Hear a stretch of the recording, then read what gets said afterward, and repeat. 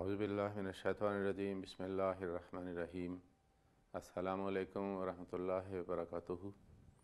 J'espère que vous allez tous et toutes bien. Et aussi votre Ramadan aussi va très bien avec vous.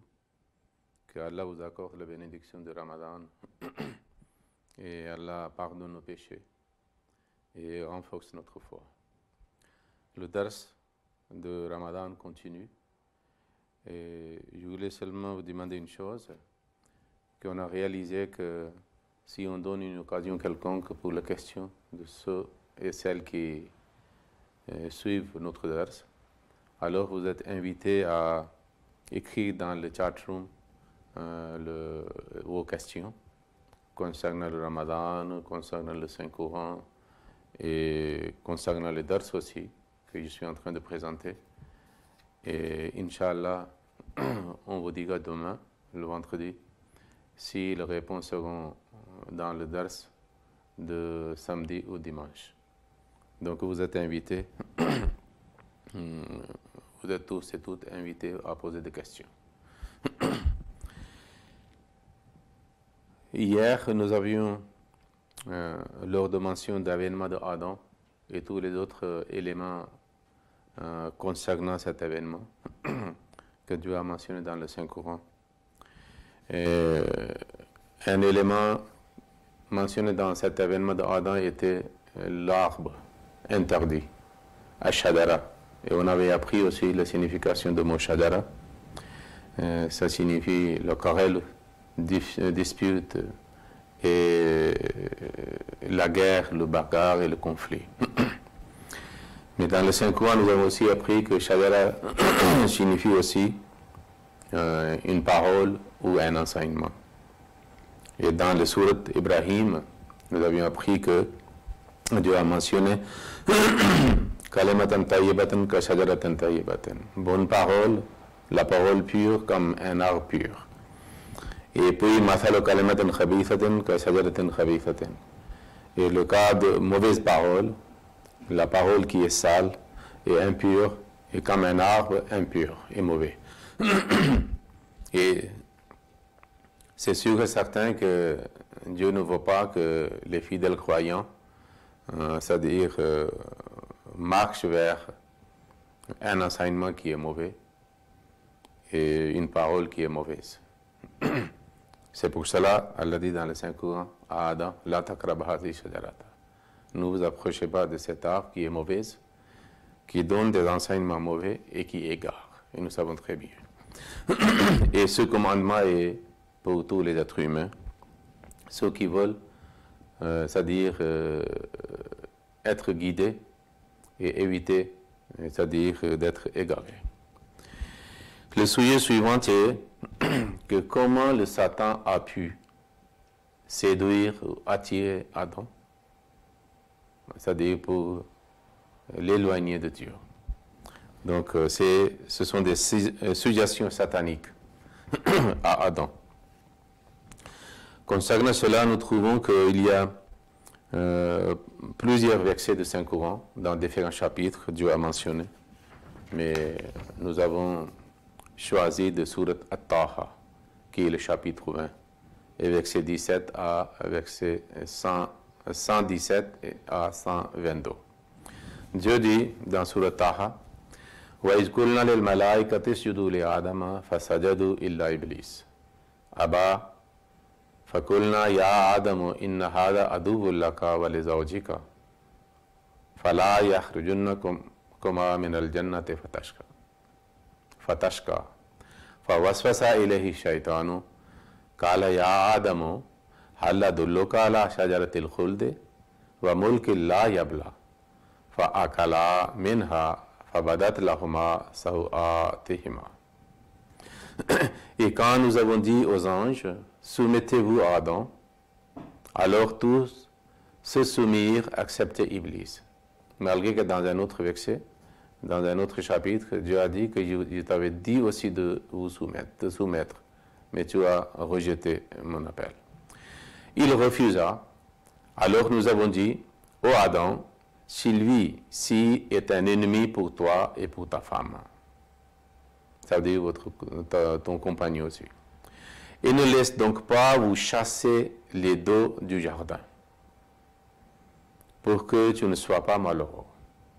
Mais Satan lui souffla de mauvaises suggestions. Il dit au Adam, t'indique-je l'arbre de l'éternité et un royaume qui ne se détériore pas. Tous ceux, ils en mangèrent. Aussi leur faiblesse inhérente devint-elle manifeste à leurs propres yeux. Voilà, c'était la suggestion satanique. À travers Adam, Allah voulait nous enseigner que le Satan utilise différents moyens qui vous paraissent belles, beaux, attrayants, et ainsi vous êtes séduit et attiré. Il montre les choses mauvaises comme des choses belles. Il vous suggère des espoirs faux. Et comme l'homme est attiré vers la beauté, même si en réalité quelque chose n'est pas belle, alors ainsi il est attiré. C'est la nature humaine. Et nous savons très bien aussi qu'il y a quelque chose, une attraction lorsque nous faisons quelque chose, même si c'est mauvaise. Donc Satan a proposé à suggérer cela à Adam, et Adam a fait ce que Satan lui a suggéré. Et ainsi, il a pu commettre une erreur. C'était contre la volonté divine et les enseignements divins. C'est pour cela que Dieu mentionne une deuxième étape. Qu'est-ce qu'Adam a fait? Adam a fait cette erreur, c'est vrai. Dieu dit dans le Saint-Coran, dans Surat Taha toujours, verset 160, وَلَقَدْ أَهِدْنَا إِلَىٰ آدَمَ مِنْ قَبْلُ فَنَسِيَا وَلَمْ نَجِدْ لَهُ عَزْمًا. En vérité, nous avions fait un pacte avec Adam auparavant. Le pacte était, tu restes soumis à votre Seigneur, à moi, Dieu avait dit. Et les autres vont te suivre aussi. Mais à cause des suggestions mauvaises et attrayantes de Satan, Adam c'est-à-dire, a pu faire attention à cette suggestion satanique. C'est pour cela qu'il a dit, mais il y a une chose qui est très claire mentionnée dans le Saint-Coran.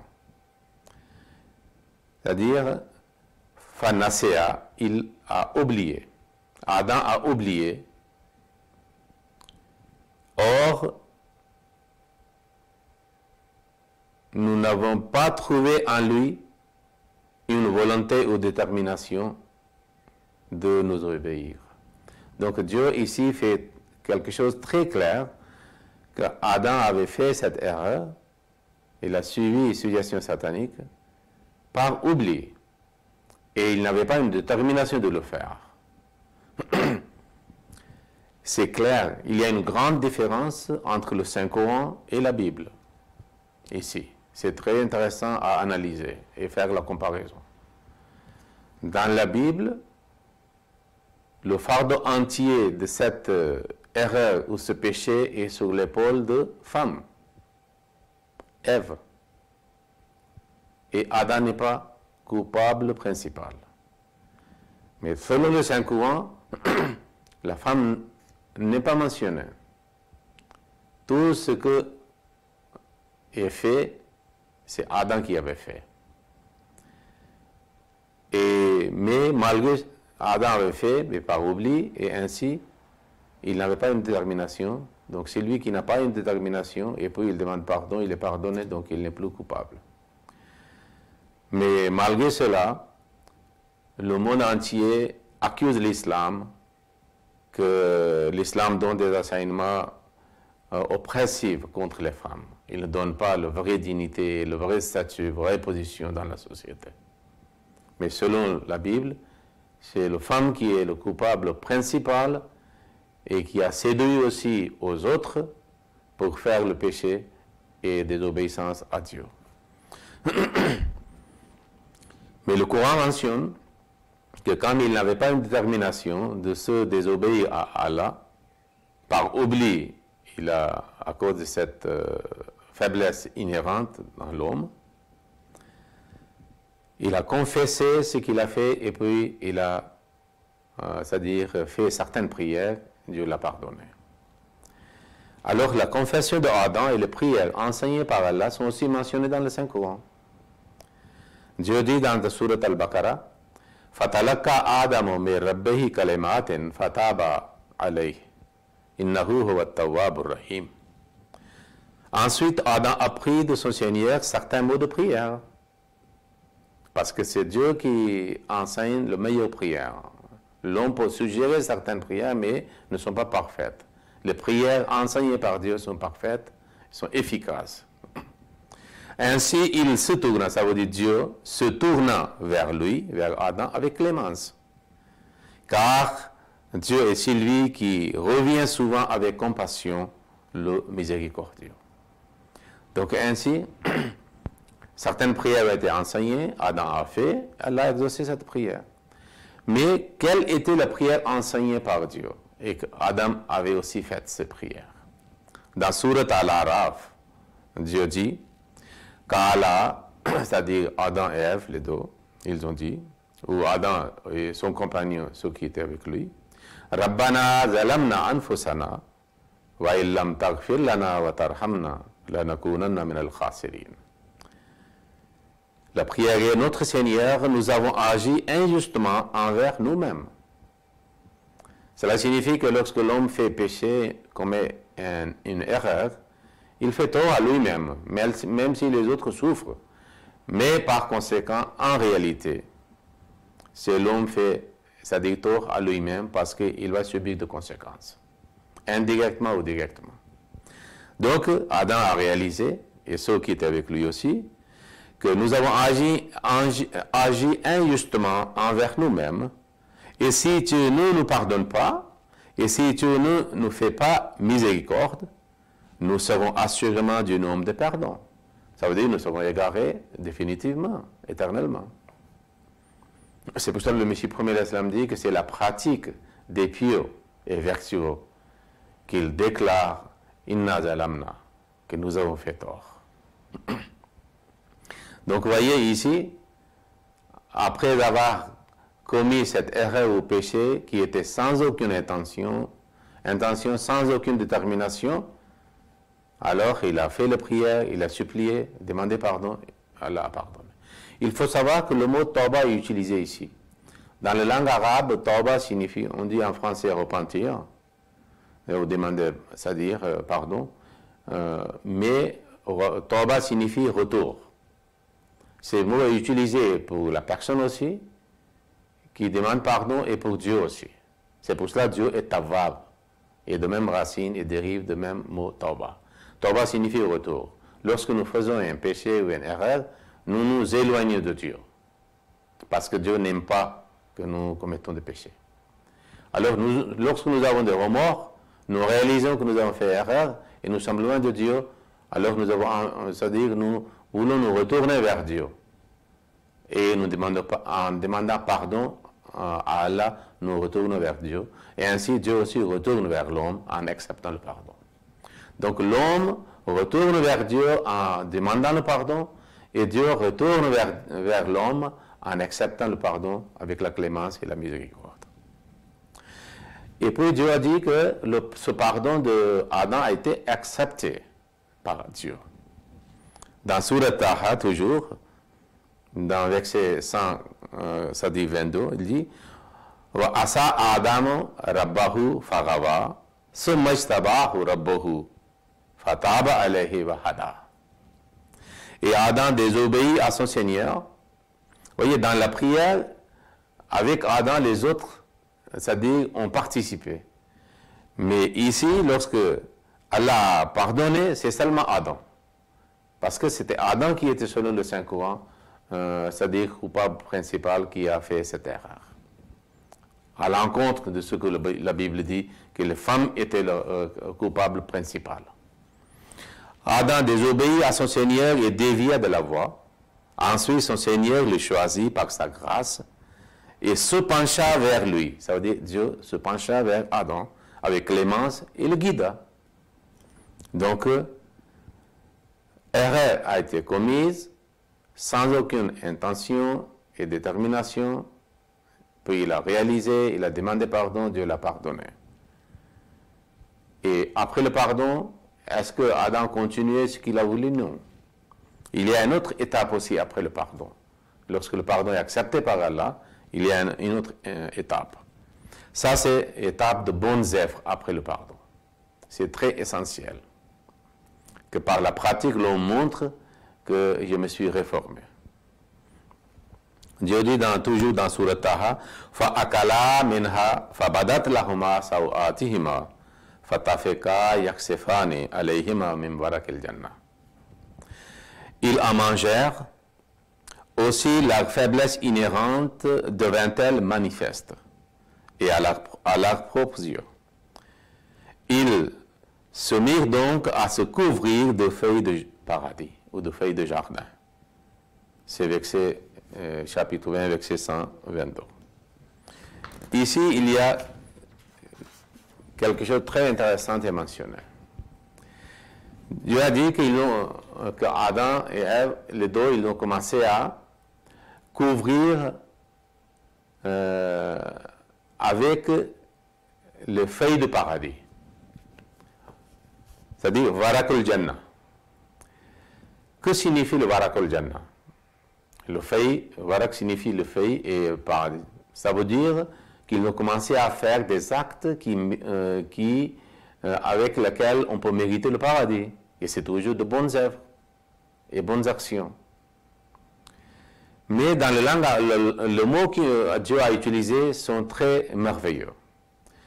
Parce que Warak al-Jannah, Warak signifie dans le langue arabe Zinatun wa Jamalun, la beauté. Ça veut dire, ils ont commencé à se couvrir avec la beauté du paradis.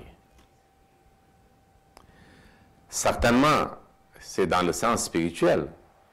Cela signifie les bonnes œuvres qui mènent vers le paradis. Et Warak signifie aussi une autre chose lorsqu'il est utilisé avec tayyib. Dans la langue arabe, lorsqu'on dit tayyib al-warak, ça signifie tayyib al-nasl, la progéniture pure et purifiée. Cela signifie, en considérant ces deux significations de Warak al-Jannah, les feuilles de paradis, qui est la beauté, et puis, c'est-à-dire progéniture pure. Ces significations veulent dire qu'Adam, après le pardon, pour une erreur, se mit à faire de bonnes œuvres et miséricordieux. C'est le chapitre 4, verset 111.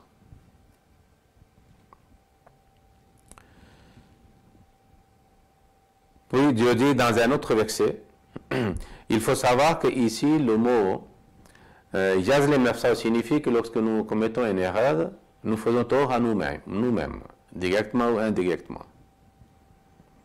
Et puis le mot Yastaghfirillah, qu'il demande pardon, Yastaghfir ou Istighfar et dérive de Ghafara. Et c'est exactement la même signification, ce mot a la même signification, ce que le mot Yaksefane, utilisé par Adam et Ève, ils ont commencé à couvrir avec le feuille de paradis. Parce que dans la langue arabe, Khasafa signifie réparer, mettre une chose sur une autre chose ou couvrir. Et le même est la signification de Rafara, couvrir, voiler, cacher, corriger, réformer, protéger. Alors, dans un autre verset, nous trouvons dans Surat Al-Imran, Dieu dit وَالَّذِينَ إِذَا فَعَلُوا فَاحِشَةً أَوْ ظَلَمُوا أَنفُسَهُمْ ذَكَرُوا اللَّهَ فَاسْتَغْفَرُوا لِذُنُوبِهِمْ وَمَن يَغْفِرُ الذُّنُوبَ إِلَّا اللَّهُ وَلَمْ يُصِرُّوا عَلَى مَا فَعَلُوا أُولَئِكَ جَزَاؤُهُمْ مغفرة من ربهم وجنات تجري من تحتها الأنهار خالدين فيها ونعم أجر العاملين. C'est dans Surat Al-Imran, une morale où après s'être fait du tort, se souvient d'Allah et lui demande de leur pardonner leurs péchés, et qui peut pardonner les péchés sinon Allah, et qui ne s'obstinent pas sciemment dans ce qu'ils ont fait, ceux-là auront comme récompense le pardon de leur Seigneur et des jardins en dessous desquels coulent des ruisseaux, où ils demeureront éternellement. Et comme elle est excellente, la récompense de ceux qui œuvrent pour le bien. Donc ici, il y a 4 étapes de pardon sont mentionnées. Ça veut dire quelqu'un qui a fait tort, puis il se souvient d'Allah, puis il demande pardon de ce péché. Et puis il ne reste pas obstiné, c'est-à-dire dans ce qu'il a fait. Et il aura la récompense de sa part, de la part de son Seigneur, et le pardon aussi. Dans un autre verset de Surat Al-Furqan, nous lisons c'est lui qui commet le péché, c'est-à-dire il payera. إِلَّا مَنْ تَابَ وَآمَنَ وَعَمِلَ عَمَلًا صَالِحًا فَأُولَٰئِكَ يُبَدِّلُ اللَّهُ سَيِّئَاتِهِمْ حَسَنَاتٍ وَكَانَ اللَّهُ غَفُورًا رَحِيمًا وَمَنْ تَابَ وَعَمِلَ صَالِحًا فَإِنَّهُ يَتُوبُ إِلَى اللَّهِ مَتَابًا. Surat Al-Furqan, chapitre 25, verset 71-72. Celui qui fait le péché payera le péché de ce prix de son pardon. Ça, c'est la justice. Mais acceptez ceux qui se repentent et croient et font de bonnes œuvres, car pour ceux-là, Allah changera leurs mauvaises actions en bonnes actions. Et Allah est très pardonnant, miséricordieux. Et celui qui se repent et fait de bonnes œuvres se tourne en fait vers Allah avec le vrai repentir. Cela signifie que Dieu est toujours prêt à accepter le retour de l'homme et son pardon, et il accepte son pardon aussi. Ici aussi, il y a certaines étapes sont mentionnées, que de faire de bonnes œuvres après le pardon. Et puis, Dieu aussi retourne vers lui, et lui, il retourne vers Dieu, et il recommence leur, c'est-à-dire relation mutuelle. Alors, l'islam dit que après avoir commis une erreur ou un péché, lorsque quelqu'un demande pardon, Dieu le pardonne. Il y a une fameuse parole de Saint Prophète sallallahu alayhi wa sallam, at-ta'ibu min az-zambi kaman la zamba lahu. Repentant d'un péché est comme celui qui n'a pas commis le péché. Donc il devient pur par la grâce de Dieu. Puis le Saint Prophète sallallahu alayhi wa sallam a dit une fois que Allahu afrahu bi tawbati abdihi min ahadikum yajidu za'allatahu bil falati. Il dit que Allah devient beaucoup plus content et heureux de tawba, de pardon ou de repentir de son serviteur, plus content que celui qui avait perdu son chameau dans le désert, sur lequel il y avait, c'est-à-dire sa nourriture et son eau pour le survie. Mais il était désespéré, et puis tout à coup il trouve que son chameau est devant lui. Et à ce moment-là, il sera débordé de la joie. Et au lieu de dire que Allah, tu es mon Seigneur et moi je suis ton serviteur, il prononce avec être débordé de la joie, Anta abdi, Allahumma anta abdi wa ana rabbuka. Oh Allah, tu es mon serviteur et moi je suis ton Seigneur. Alors, cette réaction était spontanée.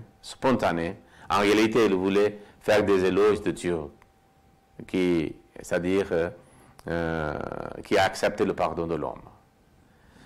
Donc, lorsque un fidèle, un homme, un croyant commet un péché, il est comme le chameau perdu. Et lorsqu'il retourne vers Dieu, alors ça signifie qu'il a retrouvé ce qu'il avait perdu. Et Allah est, c'est-à-dire très content. Il vit la joie, on peut dire, lorsque son serviteur reviennent vers lui et ils retournent vers lui. C'est pour cela, dans le Saint-Coran, c'est mentionné que Adam a fait une erreur et puis il a aussi demandé pardon, il a eu de remords et Dieu a pardonné ses péchés. Mais le cas de Bible est tout à fait différent. Nous savons très bien que la Bible mentionne, demain on peut faire le détail, mais la Bible mentionne qu'il y avait 3 éléments dans ce péché. Serpent, Adam et Ève. C'est Ève qui avait séduit Adam de commettre le péché. Mais en réalité, selon la Bible, ces 3 ont été punis. Adam a été puni, Ève a été punie, et serpent aussi a été puni. Mais si les 3 sont punis, le dossier est clos. Pourquoi les générations, les enfants d'Adam et progéniture d'Adam deviennent pécheresses? Et le péché existe, c'est-à-dire pour milliers d'années. Mais le Coran dit que Adam n'a été pas puni. Et le cas d'Ève, c'est hors de question, parce qu'elle n'était pas dedans. C'est le Satan qui a séduit, et Adam a accepté ces suggestions, mais plus tard, il a eu le remords, tout de suite. Il a demandé pardon, il a fait des prières, il a fait des confessions, il a avoué qu'il a fait tort à lui-même, en étant désobéissant à Dieu pour cet acte. Et puis elle a accepté son pardon et il l'a pardonné. Alors ainsi le dossier est clos. Même après cela, Adam n'est plus coupable. Parce que Dieu a accepté son pardon. Est-ce que, même dans les lois des pays, une fois quelqu'un est pardonné, ou une fois quelqu'un a subi une punition quelconque de crime, on peut le reprendre avec le même crime qu'il avait fait? Ou on peut, c'est-à-dire, accuser ses enfants à cause de leur père? Ça n'existe jamais. Donc c'est contre la nature humaine, contre les normes humaines dans le monde entier, ce que la Bible dit et ce que le chrétien croit. Donc c'est vrai que Adam a demandé pardon, donc cet enseignement est aussi pour tous les autres êtres humains. L'homme est faible, il arrive à commettre des péchés, mais lorsqu'il a la réalisation prise de conscience, il demande pardon à Allah, Allah le pardonne, Allah a dit comme garantie et assurance. Et puis l'homme est pur et innocent de ses péchés et il commence à vivre avec son Seigneur. Allahumma salli ala Muhammadin wa ala ali Muhammadin wa barik wa sallam innaka hamidun majid. Allahumma salli ala Muhammadin wa ala ali Muhammadin kama sallaita ala Ibrahim wa ala ali Ibrahim innaka Hamidum Majid. Allah